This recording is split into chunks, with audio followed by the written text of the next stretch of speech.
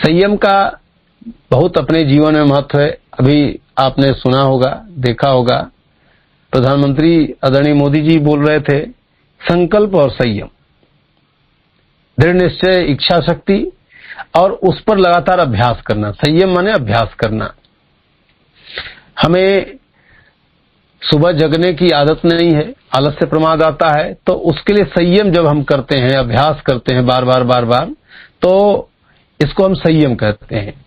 संयम से क्या होता है, हमारा जो प्राण है वो अनाहत चक्र में आकर के पूरे त्वचा को आच्छादित करता है। त्वचा इसकी ज्ञानेंद्रिय है, त्वचा को आच्छादित करता है। यह त्वचा तो स्थूल रूप से दिखाई देती है, लेकिन सूक्ष्म रूप से एक जो आभा मंडल होता है, प्राणमय आभा मंडल, तो पूरे शरीर के चारों तरफ एक लेयर बनाता है।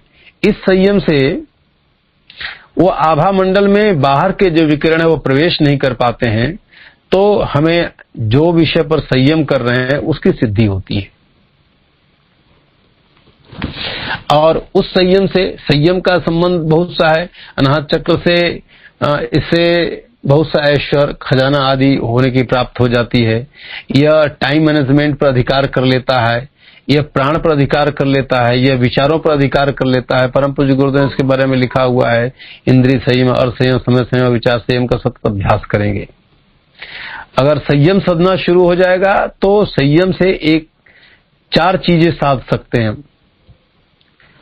समय, टाइम मैनेजमेंट, एक विचारों को नियंत्रित करना। विचार इसलिए नियंत्रित हो जाते हैं, अनाहत चक्र में संयम के जैसे ही जप होना शुरू हो जाता है, क्योंकि अनाहत चक्र स्थित प्राण जिसका संबंध मस्तिष्क से है, वो मस्तिष्क का पोषण करता है और मस्तिष्क से विचार की तरंगें उठती हैं। तो प्राण जैसे ही नियंत्रण में आता है, एकाग्र होता है, संयमित होता है, तो मस्तिष्क में अनाप-शनाप विचार आना समाप्त हो जाते हैं।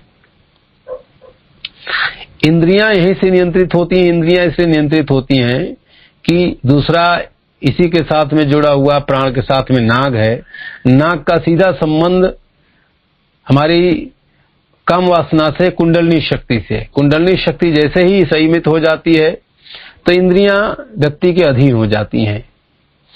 प्राण नाग के अधीन हो जाने से व्यक्ति प्राण के अधीन हो जाने से कालजयी बन जाता है और नाग के अधीन हो जाने से कामजयी हो जाता है।